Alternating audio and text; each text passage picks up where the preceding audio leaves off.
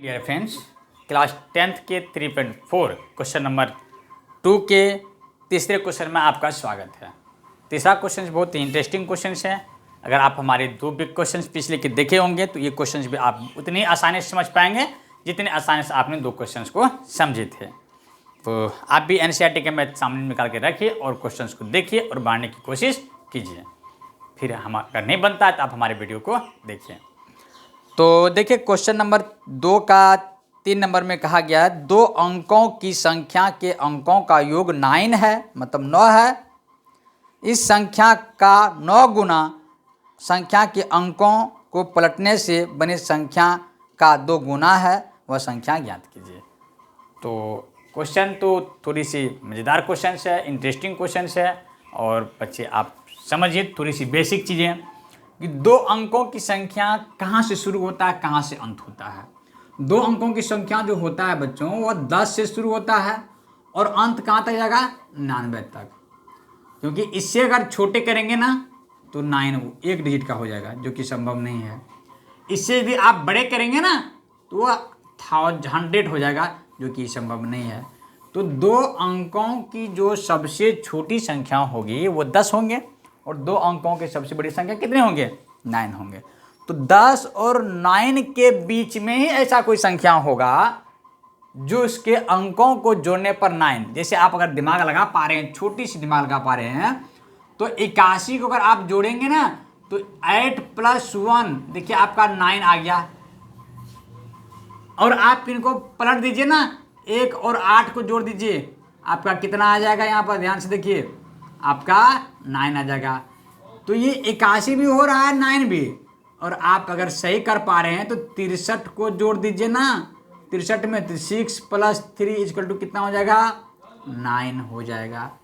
तो अब कौन सा संख्या होगा, ये होगा कि ये होगा कि ये होगा, अभी तो बहुत सारा कन्फ्यूजन है।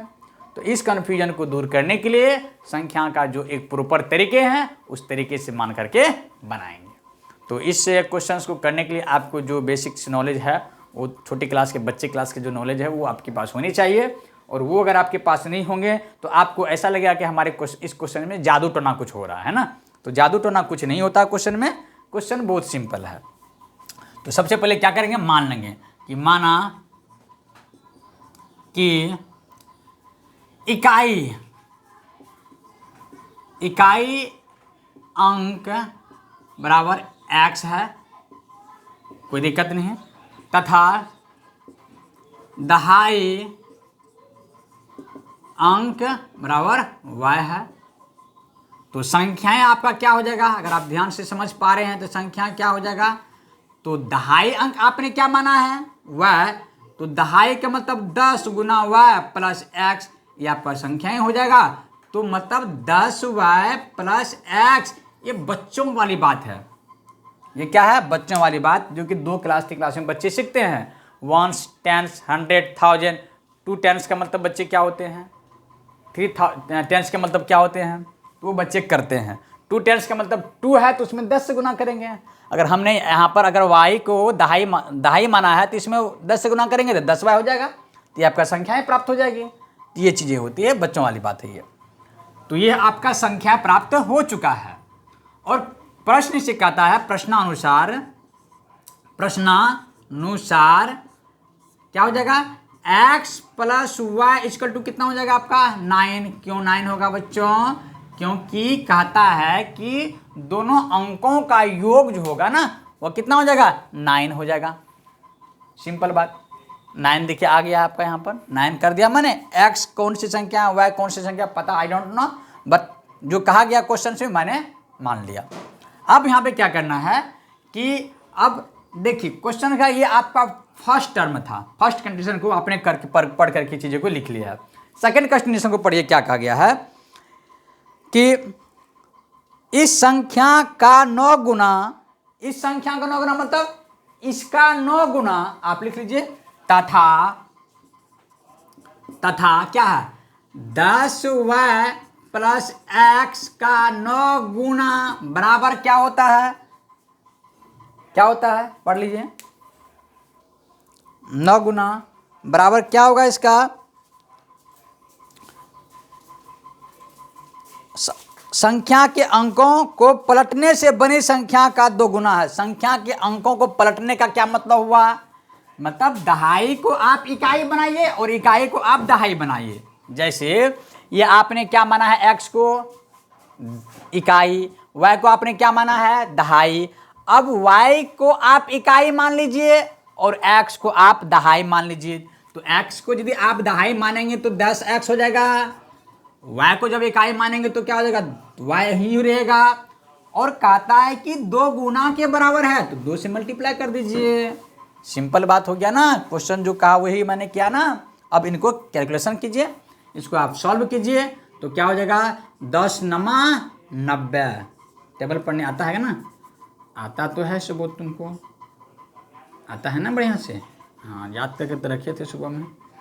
तो 10 नमा 90 y और प्लस 9x बराबर, इसको भी पढ़ लो, 20x और प्लस 2y। तो इम्प्लाई दैट सारे टर्म को आप इधर लाइए तो 90y प्लस 9x ये माइनस 20x या करके माइनस 2y इक्वल टू 0 कर दीजिए। तो आप देखेंगे क्या हो जाएगा, 90 में से 90 है ना आपका ये। अच्छा, कहीं मिस तो नहीं किया आप? एक बार देख लीजिए ध्यान से।